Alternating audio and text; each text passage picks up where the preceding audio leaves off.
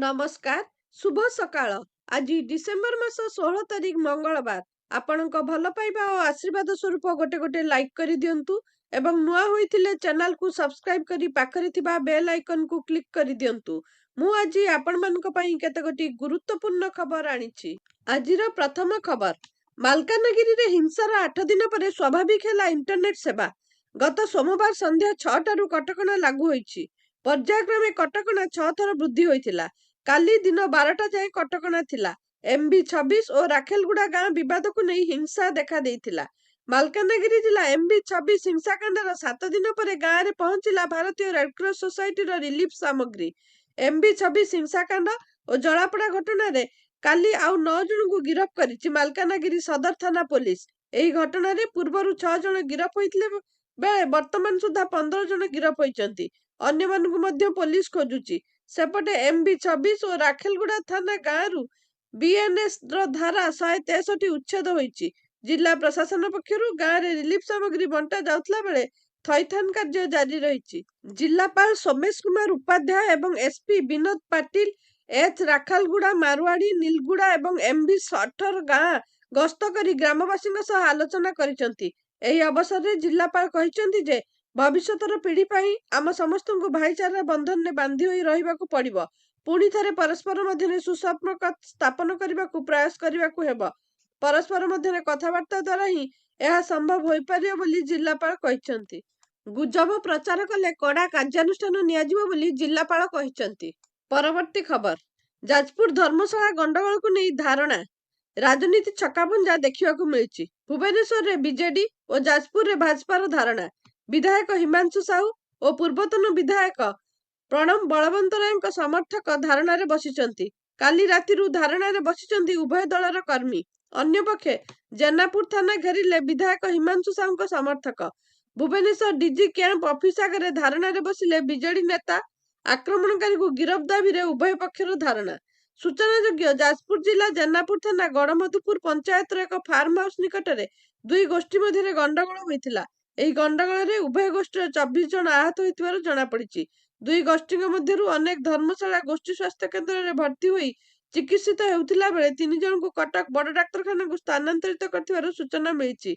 एही गंडगोल को नै एक पक्ष गोष्ठी मध्यरु आहत होई कटक मेडिकल स्थानांतरित होई चिकित्सित होइथिबा सुनील पंडा भाई सुमंत पंडा जेनापुर थाना रे अभियोग करथिले। अभियोग मुताबक सुनील पंडा गाड़ी नहीं कौनसी काम सारी चढ़ई धरारू घर अभिमुखे फेरुथिले। एही समय रे पंतुरी निकट रे किछु युवक सेमानंकु अटकाई माड़ मारिबा सह गाड़ी भंगारुजा करथिले। अपर पक्षरे अन्य गोष्ठी कर्मी सोशल मीडिया रे अनेक वीडियो पोस्ट देखिबाकू मिलुची।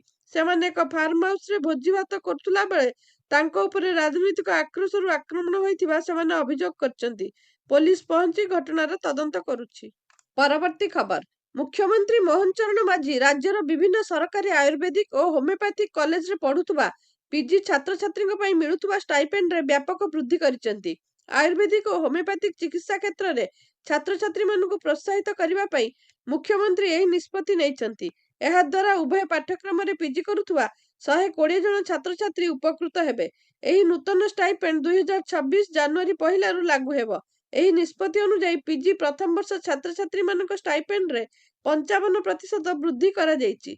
पूर्वरु सेमानकर मासिक स्टाइपेंड 31,000 टंका थिला बेले वर्तमान यह 48,000 टंका को वृद्धि पाइछि। द्वितीय वर्ष छात्र छात्री पई यह 32,000 रु 52,000 टंका को वृद्धि पाइछि। यह होछि 62% वृद्धि। तृतीय वर्ष छात्र छात्री पई स्टाइपेंड परिमाण मासकु 33,000 टंका रु 55,000 टंका को वृद्धि पाइछि।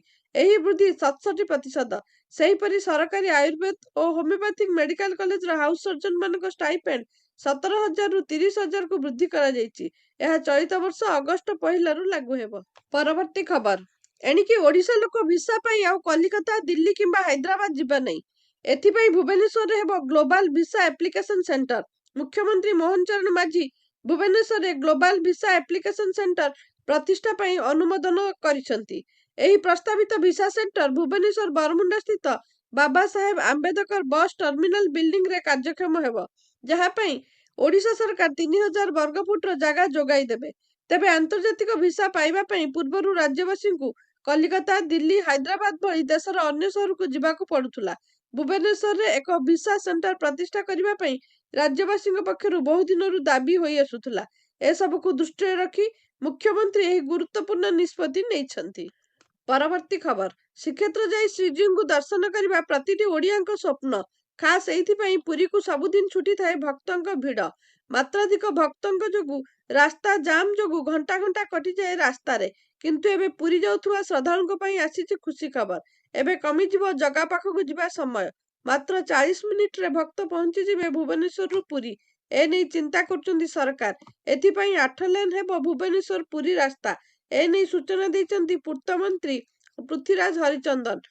ମନ୍ତ୍ରୀ କହିଛନ୍ତି, କେନ୍ଦ୍ର ସଡ଼କ ପରିବହନ ମନ୍ତ୍ରୀଙ୍କ ସହ ଆଲୋଚନା ସରିଛି।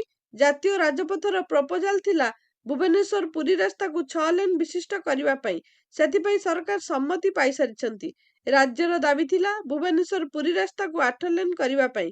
କେନ୍ଦ୍ର ମନ୍ତ୍ରୀ ମଧ୍ୟ ସେ ରାସ୍ତାକୁ 8 ଲେନ୍ କରିବାକୁ ନିର୍ଦ୍ଦେଶ ଦେଇଛନ୍ତି। ଭିଜିବିଲିଟି ଦେଖି ତାକୁ 8 ଲେନ୍ କରାଯିବ, ନଚେତ୍ 6 ଲେନ୍ କରି ଆକ୍ସେସ୍ କଣ୍ଟ୍ରୋଲ କରି 2 ଲେନ୍ ସର୍ଭିସ ରୋଡ୍ କରିବାକୁ ଯୋଜନା କରାଯାଉଛି। ଛୋଟ ଗାଡି ପାଇଁ ସର୍ଭିସ ରୋଡ୍ କରିବାକୁ ଯୋଜନା କରିଛନ୍ତି ସରକାର।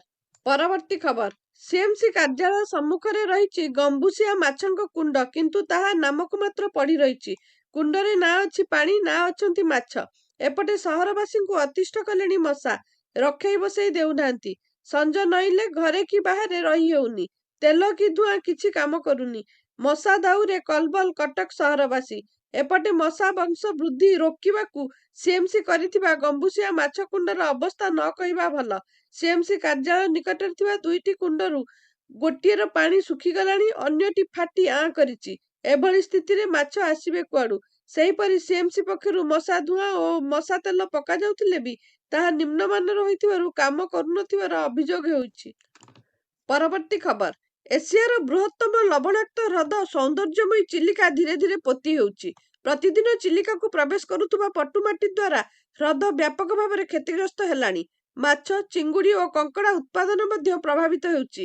ଚିଲିକା ମୁହାଣ ଓ ଏହାର ପାର୍ଶ୍ୱବର୍ତ୍ତୀ ଗାଁଗୁଡିକ ପ୍ରତି ବିପଦ ସୃଷ୍ଟି ହୋଇଛି।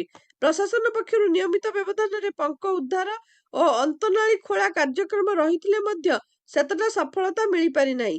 ଚିଲିକାର ଆର୍ଦ୍ରଭୂମି ଆୟତନ ଧୀରେ ଧୀରେ ହ୍ରାସ ପାଇବା ସହ ଜୀବଜଗତର ଏହି ମୂଲ୍ୟବାନ ପ୍ରାକୃତିକ ସମ୍ପଦ ପ୍ରତି ଏବେ ବିପଦ ସୃଷ୍ଟି ହେଉଛି। ପରବର୍ତ୍ତୀ ଖବର, ମେଗା ପାନୀୟ ଜଳ ପ୍ରକଳ୍ପରେ ଶ୍ରମିକମାନେ ଜୀବନ ସହ ଖୋଲାଖୋଲି ଖେଳ ଚାଲିଛି। ସରକାରୀ କାମ ପାଇଁ ଜୀବନକୁ ବାଜି ଲଗାଇ ଶହ ଶହ ଶ୍ରମିକ ଅସୁରକ୍ଷିତ ଭାବେ କାର୍ଯ୍ୟ କରୁଛନ୍ତି। ଗଞ୍ଜାମ ଖୋର୍ଦ୍ଧା ସୀମାନ୍ତ ଶାଳିଆ ଡ୍ୟାମ୍ରେ 2ଟି ଠିକା ସଂସ୍ଥା ଦ୍ୱାରା 5ଟି ମେଗା ପ୍ରକଳ୍ପର କାମ ଜାରି ରହିଛି। କିନ୍ତୁ ଏଠାରେ ଶ୍ରମ ଆଇନକୁ ସମ୍ପୂର୍ଣ୍ଣ ଫୁ କରିଦିଆଯାଇଛି। ଶ୍ରମିକମାନେ ପ୍ରାୟ 100 ଫୁଟ ଉପରେ କିମ୍ବା ମାଟି ତଳେ ବିପଦସଙ୍କୁଳ ଅବସ୍ଥାରେ କାମ କରୁଥିଲେ ମଧ୍ୟ ସେମାନଙ୍କ ପାଖରେ ସର୍ବନିମ୍ନ ସୁରକ୍ଷା ଉପକରଣ ନାହିଁ। ନା ମୁଣ୍ଡରେ ହେଲମେଟ ଅଛି, ନା ହାତରେ ଗ୍ଲୋଭ୍ସ, ନା ଅଛି ସେଫ୍ଟି ବେଲ୍ଟ। ପେଟପାଟଣା ପାଇଁ ବାହାର ରାଜ୍ୟରୁ ଆସିଥିବା ଏହି ଶ୍ରମିକମାନେ ବିନା ସୁରକ୍ଷାରେ କାମ କରିବାକୁ ବାଧ୍ୟ ହେଉଛନ୍ତି। ପରବର୍ତ୍ତୀ ଖବର, କଂଗ୍ରେସରୁ ମୋକିମକୁ ବହିଷ୍କାର ନେଇ କଂଗ୍ରେସର ବରିଷ୍ଠ ନେତା ନରସିଂହ ମିଶ୍ରଙ୍କ ପ୍ରତିକ୍ରିୟା। ହାଇକମାଣ୍ଡ ନିଷ୍ପତ୍ତି ନେଇଛନ୍ତି, ତେଣୁ ଏ ବାବଦରେ ଅଧିକ କହିବିନି, କିନ୍ତୁ ନିଷ୍ପତ୍ତି ଉପରେ ଆଉଥରେ ବିଚାର କରିବା ଉଚିତ ବୋଲି କହିଛନ୍ତି ନରସିଂହ। କଟକର ଜଣେ ସେ ମଜବୁତ ନେତା ଥିଲେ। କଟକରେ ପ୍ରଭାବ ପଡିପାରେ। ସୂଚନା ଥାଉ କି କଂଗ୍ରେସରୁ ବହିଷ୍କୃତ ହୋଇଛନ୍ତି ଦଳର ବରିଷ୍ଠ ନେତା ମହମ୍ମଦ ମୋକିମ। ଓଡ଼ିଶା ପ୍ରଦେଶ କଂଗ୍ରେସ କମିଟି ପକ୍ଷରୁ ମୋକିମକୁ ବହିଷ୍କୃତ ନେଇ ଏଆଇସିସିକୁ ଚିଠି ଲେଖାଯାଇଥିଲା। ଏଥିରେ ଏଆଇସିସି ମୋହର ମାରିଛି। ଦଳ ବିରୋଧୀ କାର୍ଯ୍ୟ ପାଇଁ ତାଙ୍କୁ ଦଳରୁ ବହିଷ୍କୃତ କରାଯାଇଥିବା ଓପିସିସି ପକ୍ଷରୁ ସୂଚନା ଦିଆଯାଇଛି। ପରବର୍ତ୍ତୀ ଖବର, ସୁନ୍ଦରଗଡ଼ ଜିଲ୍ଲା ବିଶ୍ରା ବ୍ଲକ ଅଧୀନସ୍ଥ ଜରାଇକେଲା ସୀମାନ୍ତରୁ ମାତ୍ର 30 କିଲୋମିଟର ଦୂରରେ ଝାଡଖଣ୍ଡ ପଶ୍ଚିମ ସିଂଭୂମ ଜିଲ୍ଲାର ସରଣ୍ଡା ଜଙ୍ଗଲରେ ନକ୍ସଲମାନେ ପୁଣି ଥରେ ସୁରକ୍ଷା ବଳୟକୁ ଟାର୍ଗେଟ କରିଛନ୍ତି। ସରଣ୍ଡାର ଛୋଟାନାଗରା ଥାନା ଅଞ୍ଚଳର ବାଲିବା ଗାଁ ନିକଟରେ ସୁରକ୍ଷା ବାହିନୀର ସର୍ଚ୍ଚ ଅପରେସନ ସମୟରେ ନକ୍ସଲମାନେ ପୂର୍ବରୁ ପୋତିଥିବା 2ଟି ଲ୍ୟାଣ୍ଡ ମାଇନ୍ ବିସ୍ଫୋରଣ ହୋଇଛି। ଏଥିରେ 2 କୋବ୍ରା ଯବାନ ଆହତ ହୋଇଛନ୍ତି। ପ୍ରଥମ ବିସ୍ଫୋରଣରେ 209 କୋବ୍ରା ବାଟାଲିୟନର ଯବାନ ଅଲେଖ ଦାସ ଆହତ ହୋଇଥିଲେ। ଏହାର ପ୍ରାୟ 30 ମିନିଟ ପରେ ହୋଇଥିବା ଦ୍ୱିତୀୟ ବିସ୍ଫୋରଣରେ ମଧ୍ୟ 209 ବାଟାଲିୟନର ଯବାନ ନାରାୟଣ ଦାସ ଆହତ ହୋଇଥିଲେ। ଉଭୟଙ୍କୁ ପ୍ରାଥମିକ ଚିକିତ୍ସା ପରେ ରାଞ୍ଚି ଏୟାରଲିଫ୍ଟ କରାଯାଇଥିବା ଏସପି ଅମିତ ରେଣୁ ସୂଚନା ଦେଇଛନ୍ତି। ଏହି ଘଟଣା ପରେ ସୁରକ୍ଷା ଏଜେନ୍ସିମାନେ ସମ୍ପୂର୍ଣ୍ଣ ଅଞ୍ଚଳରେ ସତର୍କତା ବଢାଇବା ସହ ସର୍ଚ୍ଚ ଅପରେସନକୁ ଆହୁରି ତୀବ୍ର କରିଛନ୍ତି। ପରବର୍ତ୍ତୀ ଖବର, ଭାରତୀୟ ଜନତା ପାର୍ଟି ଏକ ବଡ଼ ସାଂଗଠନିକ ପରିବର୍ତ୍ତନ କରିଛି। ନିତିନ ନବୀନ ହେଲେ ଭାଜପାର ନୂଆ ରାଷ୍ଟ୍ରୀୟ କାର୍ଯ୍ୟକାରୀ ସଭାପତି। ବିଜେପି ସଂସଦୀୟ ବୋର୍ଡରେ ନିତିନ ନବୀନଙ୍କ ନାଁ ଘୋଷଣା କରାଯାଇଛି। ବିହାର ସରକାରରେ ମନ୍ତ୍ରୀ ଅଛନ୍ତି ନିତିନ ନବୀନ। ତାଙ୍କର ନିଯୁକ୍ତି ତୁରନ୍ତ କାର୍ଯ୍ୟକାରୀ ହେବା ରାଷ୍ଟ୍ରୀୟ ସଭାପତି ହେବା ପୂର୍ବରୁ ଜେପି ନଡ୍ଡାଙ୍କୁ ମଧ୍ୟ କାର୍ଯ୍ୟକାରୀ ସଭାପତି ନିଯୁକ୍ତ କରାଯାଇଥିଲା। ନିତିନ ନବୀନଙ୍କ ବୟସ 45 ବର୍ଷ ଏବଂ ତାଙ୍କର ସରକାର ଓ ସଂଗଠନରେ ଯଥେଷ୍ଟ ଅଭିଜ୍ଞତା ରହିଛି। ପରବର୍ତ୍ତୀ ଖବର, ବିଗିଡିବାରେ ଲାଗିଛି ଦିଲ୍ଲୀର ପରିସ୍ଥିତି। ଦିନକୁ ଦିନ କଲବଲ କରୁଛି ବାୟୁ ପ୍ରଦୂଷଣ। ରାଜଧାନୀରେ ଏବେ ବାୟୁ ଗୁଣବତ୍ତା ବିପଦ ସୀମା ଟପିଥିଲା ବେଳେ ଦୃଶ୍ୟମାନ୍ୟତା ଶୂନ୍ୟ ହୋଇଯାଇଛି। ଦିଲ୍ଲୀ ଏନସିଆରରେ ଘନ କୁହୁଡି ଯାନବାହନ ସହ ବିମାନ ଚଳାଚଳକୁ ମଧ୍ୟ ପ୍ରଭାବିତ କରୁଛି। କୁହୁଡି ଯୋଗୁଁ ଦିଲ୍ଲୀ ବିମାନ ବନ୍ଦରରେ ବିମାନ ଚଳାଚଳ ବିଳମ୍ବିତ ହୋଇଛି। ଘନ କୁହୁଡି ଯୋଗୁଁ ବିମାନ ଅବତରଣରେ ମଧ୍ୟ ବାଧାପ୍ରାପ୍ତ ହୋଇଛି। ସକାଳ 9:30 ସୁଦ୍ଧା 40ଟି ବିମାନ ଉଡାଣ ବାତିଲ ହୋଇଯାଇଛି ଏବଂ 4ଟି ବିମାନକୁ ଅନ୍ୟ ବିମାନ ବନ୍ଦରକୁ ସ୍ଥାନାନ୍ତରିତ କରାଯାଇଛି। ପରବର୍ତ୍ତୀ ଖବର, ପହଲଗାମ ଆତଙ୍କବାଦୀ ଆକ୍ରମଣ ମାମଲାରେ ଆଜି ଚାର୍ଜସିଟ୍ ଦାଖଲ କରିବ ଜାତୀୟ ତଦନ୍ତକାରୀ ସଂସ୍ଥା ଏନଆଇଏ। ଜମ୍ମୁର ଏକ ସ୍ୱତନ୍ତ୍ର ଏନଆଇଏ କୋର୍ଟରେ ଚାର୍ଜସିଟ୍ ଦାଖଲ ହେବ। 2025 ଏପ୍ରିଲ 22 ତାରିଖରେ ପହଲଗାମ ବୈସରନ ଉପତ୍ୟକାରେ ଆତଙ୍କବାଦୀ ଆକ୍ରମଣ କରିଥିଲେ। ପାକିସ୍ତାନ ଭିତ୍ତିକ ଲସ୍କର ଇ ତୋଇବା 3 ଜଣ ଆତଙ୍କବାଦୀ ପର୍ଯ୍ୟଟକଙ୍କ ଉପରେ ଆକ୍ରମଣ କରିଥିଲେ। ଏଥିରେ 26 ଜଣଙ୍କର ମୃତ୍ୟୁ ଘଟିଥିଲା। ତା ଭିତରେ ଅଧିକାଂଶ ପର୍ଯ୍ୟଟକ ଥିଲେ। ଆକ୍ରମଣରେ 16 ଜଣ ଆହତ ହୋଇଥିଲେ। ଭିଡିଓଟିକୁ ସମ୍ପୂର୍ଣ୍ଣ ଦେଖିଥିବାରୁ ଆପଣଙ୍କୁ ବହୁତ ବହୁତ ଧନ୍ୟବାଦ। ଆଜି ପାଇଁ ଖବର ଏତିକି। ନମସ୍କାର।